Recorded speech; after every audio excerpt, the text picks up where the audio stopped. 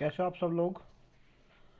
हमारा जो टॉपिक चला हुआ है भारत के अंदर परिवहन, और उस परिवहन में हमने अभी तक जो सड़क और रेल परिवहन है उसके बारे में स्टडी कर ली थी। उसके बाद आज हम मोटा मोटा सा बात करेंगे जो भारत के अंदर है जल परिवहन का। जल परिवहन पुराने समय से ही सबसे सस्ता साधन माना जाता है अगर परिवहन के रूप में देखें, क्योंकि इसके अंदर जो लागत होती है वो कम होती है। क्योंकि सबसे मेन जो इसकी विशेषता बोल सकते हो कि इसके लिए बनाने के लिए हमें कोई भी रोड की आवश्यकता नहीं होती या कोई भी पटरी की आवश्यकता नहीं होती। और बहुत बार तो ये होता है कि आपका बहाव के साथ ही हम क्या करते हैं, आगे की तरफ चलते रहते हैं। तो इसलिए जो जल परिवहन है वो सबसे सस्ता माना जाता है। और यही एक रीज़न है कि जितने भी माल वहन होता है भारत के अंदर या पूरे विश्व के अंदर, वह मुख्य रूप से जो आपका जल परिवहन है उसके द्वारा होता है।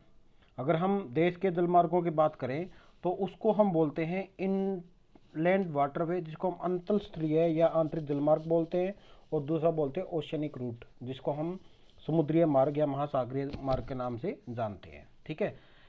तो अगर इंडिया की बात करते हैं तो इंडिया में कुल 9 गम्य अंतर्देशीय जलमार्ग लगभग 14,500 किलोमीटर लंबे हैं। जो यांत्रिक जहाज़ों के लिए उपयोगी है वो केवल और केवल 5685 किलोमीटर लंबे हैं। ठीक है। मतलब इसका मतलब क्या हुआ कि देश के अंदर जो जलमार्ग हैं वो बहुत ज़्यादा हैं। अगर हम एक प्रकार से देखें कि भारत के अंदर अंतःस्थलीय नौ संचालन जलमार्ग लगभग 14,500 किलोमीटर लंबा है। इसमें से केवल 5685 किलोमीटर है वह जितने भी हमारे मशीन उसके यांत्रिक जहाज हैं या फिर आप कह सकते हो इंजन वाले जहाज हैं, उनके द्वारा ही उसके अंदर क्या होता है वो हम केवल उसका वो कर सकते हैं, क्या बोलते हैं, उसके द्वारा परिचालन होता है। और इसकी एक खास बात क्या है कि कुल व्यापार का 95% समुद्री भाग से होता है। इसका सबसे बड़ा जो रीज़न है मैंने आप लोगों को बताया था कि इसकी लागत कम होती है, भारी माल के लिए उपयुक्त होता है, प्रदूषण ना के बराबर होता है। ठीक है। प्राचीन काल से में भी जितने भी आपका परिवहन होता था वो जलमार्ग से ही होता था। अगर आप पुराने समय में जाओगे तो पुराने समय में जिस भी देश के नाविक बड़े साहसी थे, चाहे उसमें हम यूरोपियन कॉन्टिनेंट की बात करते हैं, चाहे हम किसी दूसरे कॉन्टिनेंट की बात करते हैं, और स्पेशली जब हम पुराने जो यूरोपियन कॉन्टिनेंट की बात करते हैं तो उसमें इंग्लैंड था। इंग्लैंड के बहुत ज़्यादा उपनिवेशक देश थे। वो उसका एक रीज़न ये था कि उन्होंने लगातार अपनी जो यात्राएं जारी रखी, जिसकी वजह से उन्होंने अलग अलग देशों के अंदर संसाधन को एकत्रित करने के लिए उनको अपना गुलाम बनाया था। ठीक है। अब क्या है कि जैसे जैसे तकनीकी बढ़ी है, स्पेशली जैसे ही कोई रेल नेटवर्क आ गया है या सड़क नेटवर्क आ गया है, तो उस अवस्था में जो जल परिवहन है उसका महत्व थोड़ा सा कम हो गया है। तो उसके उद्धार के लिए एक है IWAI। इसके द्वारा दोबारा से इसके अंदर जान फूंकने की कोशिश की गई। इसको हम बोलते हैं भारतीय अंतर्देशीय जलमार्ग प्राधिकरण। भारतीय अंतर्देशीय जलमार्ग प्राधिकरण IWAI।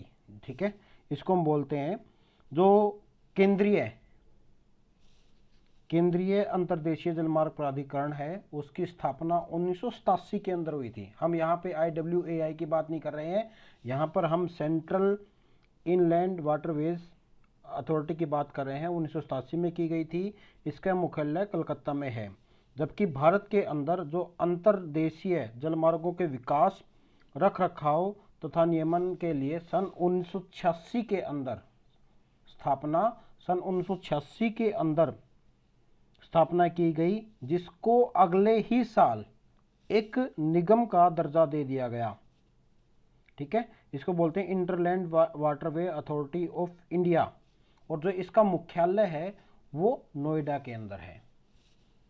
ठीक है।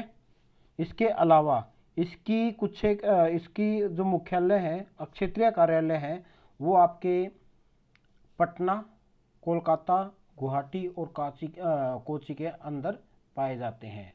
राष्ट्रीय जल अधिनियम 2016 के अनुसार इसने 111 जलमार्ग को घोषित किए हैं, जो वर्तमान में 29 प्लस चालू हैं और सागरमाला और पीएम गति शक्ति से इससे जुड़े हुए हैं। ठीक है, हल्दिया से इलाहाबाद, जो उसका सबसे मेन चीज़ क्या है कि हल्दिया से इलाहाबाद तक के जलमार्ग को 27 अक्टूबर 1986 को क्या किया गया था, आपका पहला अंतरस्थलीय जलमार्ग के रूप में घोषित किया गया था।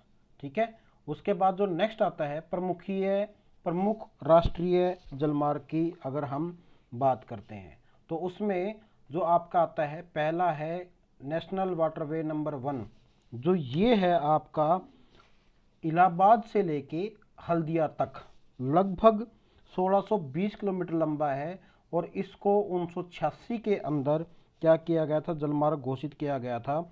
इस जलमार्ग के अंदर झारखंड, जिसमें साहिबगंज उत्तर प्रदेश पश्चिम बंगाल से होकर गुजरता है, सर्वाधिक महत्वपूर्ण जलमार्ग में से एक है, जो कि यांत्रिक नौका द्वारा पटना तक और एक साधारण नौका द्वारा इलाहाबाद तक नौकायान के योग्य है। ठीक है, इसको हम आगे 3 भागों में बांटते हैं। पहला है हल्दिया से फरक्का, जिसकी टोटल दूरी है 560 किलोमीटर, जो मैं इसमें इंक्लूड नहीं कर पाया, तो आप लोग इसको नोट कर सकते हो। वैसे हल्दिया से फरक्का है 560 किलोमीटर, फरक्का से पटना है 460 किलोमीटर और पटना से इलाहाबाद तक का है 600 किलोमीटर तक का क्षेत्र है।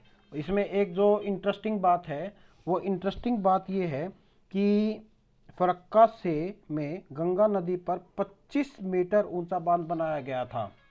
ठीक है, और इस बांध में गंगा नदी के ऊपरी सिरे के जल को 385 किलोमीटर लंबी सहायक नहर बनाकर भागीरथी नदी में मिलाया गया था। यहाँ से जल हुगली नदी में पहुँचता है, जिससे हुगली नदी में जल वर्ष भर बना रहता है।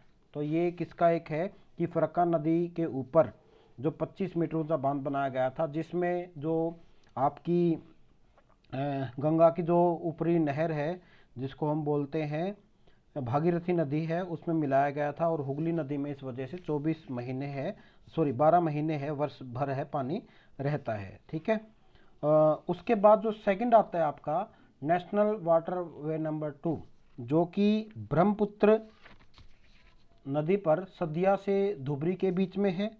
टोटल इसकी लंबाई 891 किलोमीटर है और इसको सन 1988 के अंदर जलमार्ग के रूप में मान्यता दी गई थी। ठीक, 1 सितंबर 1988 को घोषित किया गया था। ब्रह्मपुत्र नदी के मुहाने से डिब्रूगढ़ तक स्टीमर चलाने योग्य ये है। और इसमें एक जो सबसे मेन इम्पोर्टेंट चीज़ क्या है, 29 दिसंबर 2017 को सागरमाला कार्यक्रम के अंतर्गत राष्ट्रीय जलमार्ग 2 के माध्यम से पहले सीमेंट कार्गो परिवहन का शुभारंभ किया गया। इसके माध्यम से पंडू, जो गुवाहाटी के अंदर है, से धुबरी असम बंगाल की सीमा तक एक कार्गो परिवहन लागत को कम करने का ये काम करता है। उसके बाद आपका नेशनल वाटर नंबर 3 पश्चिमी तट नहर, जो कोटापुरम कोलम के अंदर है। ठीक है, जिसकी जो कुल लंबाई है 205 किलोमीटर है और इसको 1 फरवरी 1993 को जलमार्ग 3 की घोषणा की गई थी। ठीक है, इसके अंतर्गत पश्चिम तट पर नहर कोटापुरम केरल से कोलम, उद्योग मंडल नहर कोची से पाथमलम सेतु व चमकारा नहर को शामिल किया गया है। ठीक है, भारत की प्रथम राष्ट्रीय जलमार्ग है जिसको पूरे वर्ष 24 घंटे नौकायान की सुविधा है। तो आप लोगों से जब भी पूछा जाए राष्ट्रीय जलमार्ग 3 में 24 घंटे तक कौन सी है, तो उसमें है नेशनल वाटरवे नंबर 3। ठीक है, इसको कोटमपुरम से कोलम तक 168 किलोमीटर। दूसरा है उद्योग मंडल नहर कोची से पाथमपलम सेतु तक 23 किलोमीटर, और चंपाकारा नहर जिसको कोची से अंबला मुगलम तक 14 किलोमीटर तक इसका क्या किया गया है, विस्तार किया गया है। ठीक है, उसके बाद आता है आपका national waterway number 4 Krishna Godavari Kakinada Puducherry. 24 नवंबर 2008 को इसको राष्ट्रीय जलमार्ग घोषित किया गया था।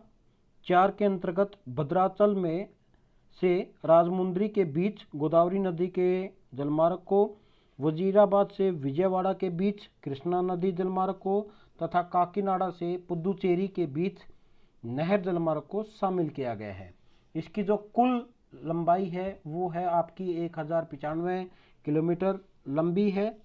ठीक है, जिसमें अलग अलग पार्टों में इसको जोड़ा जाता है। गोदावरी नदी में इसकी जो कुल लंबाई है 171 किलोमीटर, कृष्णा नदी में 157 किलोमीटर, और जो आपकी काकीनाडा से पुदुचेरी तक है नहर है जो एक अलग से, उसके अंदर 767 किलोमीटर लंबा जो इसका क्षेत्र आता है। ठीक है, उसके बाद आपका आता है नेशनल वाटरवे नंबर 5 महानदी ब्राह्मणी तालचेर धमरा के बीच में है। 24 नवंबर सन 2008 को इसे जलमार्ग घोषित किया गया था। ठीक है, इसकी जो टोटल लंबाई है वो है आपकी 623 किलोमीटर लंबी। ठीक है, और इसके बाद आपका आता है नेशनल वाटरवे नंबर 6 जो आपकी बराक नदी लखीमपुर से भांगा के बीच में, जो इसकी कुल जो लंबाई है वो है 121 किलोमीटर, और इसको 14 अगस्त सन 2013 को राष्ट्रीय जलमार्ग 6 के रूप में मान्यता मिली थी। ठीक है, तो ये है आपके 6 मुख्य वाटरवेज। और आप लोग जब इसको मानचित्र के ऊपर देखोगे तो आप लोगों को जो ये दिख रहे हैं, मतलब जो ये दिख रहे हैं, ये इलाहाबाद से लेकर जो ये भी है, ये आप लोगों को जो ब्लू कलर में दिखाई दे रहे हैं, डिक्लेयर्ड है या आइडेंटिफाइड है, ये सारे के अंडर कंस्ट्रक्शन है या इंडो बांग्लादेश रूट है। ये इस मानचित्र के अंदर आप लोगों को जो भारत के अंदर मुख्य जो आप ये कह सकते हो कि मुख्य जलमार्ग इस मानचित्र के अंदर आपको दिखाए गए हैं। तो आप इस मानचित्र की भी अच्छे से क्या कर सकते हो, स्टडी कर सकते हो। तो आप लोग थोड़ी सी देर अगर इस मानचित्र को देखोगे तो आप लोगों को क्लियर हो जाएगा कि कौन सी जो वाटरवेज है कहाँ पर पाया जाता है। ठीक है, एक और इसमें एक इंटरेस्टिंग चीज़ है, देश की पहली अंडर रिवर टनल जो मुख्य रूप से पश्चिम बंगाल के अंदर है। भारत की पहली अंतरजलीय मेट्रो रेलवे सुरंग हाल ही में कोलकाता में हुगली नदी के नीचे बनकर तैयार हुई है, जिसकी लंबाई लगभग 520 मीटर है। यह हावड़ा और महाकरण स्टेशनों को जोड़ती है। इसका निर्माण होते ही कोलकाता विश्व के जो चुनिंदा शहरों के अंदर है वो आ गया है। ठीक है, उसके बाद एक आपका आता है नेक्स्ट, ये आप लोगों को ये तालिका है, ये आप लोगों को बहुत फ़ायदेमंद आएगी कि आप लोगों को ये पता चलेगा कि इसका मार्ग कहाँ से कहाँ तक है, इसकी कुल लंबाई कितनी है और इसका घोषणा वर्ग कौन सा है। तो आप लोग इसको भी क्या कर सकते हो, अच्छे से स्क्रीनशॉट लेके इसको अच्छे से याद कर सकते हैं, जो आपका कंपटीशन एग्ज़ाम के अंदर या नॉर्मल एग्ज़ाम के अंदर क्या करेगा, मुख्य सहायता करेगा। ठीक है, उसके बाद जो मुख्य रूप से भारत के 13 प्रमुख बंदरगाह हैं, जिसमें पश्चिमी तट के ऊपर कांडला, मुंबई, जवाहरलाल नेहरू, मोरमुगोवा, न्यू मैंगलोर, कोची।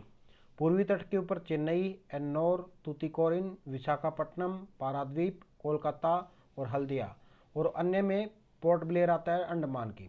ठीक है, जो इसके मुख्य विशेषताएं हैं वो मैं आप लोगों को बता देता हूं, जो आप लोगों से नॉर्मली क्वेश्चन पूछा जाता है। मुंबई है सबसे बड़ा प्राकृतिक बंदरगाह के रूप में जाना जाता है। ठीक है, जवाहरलाल नेहरू जिसको नवा सेवा बोलते हैं, सबसे वेस्ट कंटेनर बंदरगाह के रूप में जाना जाता है।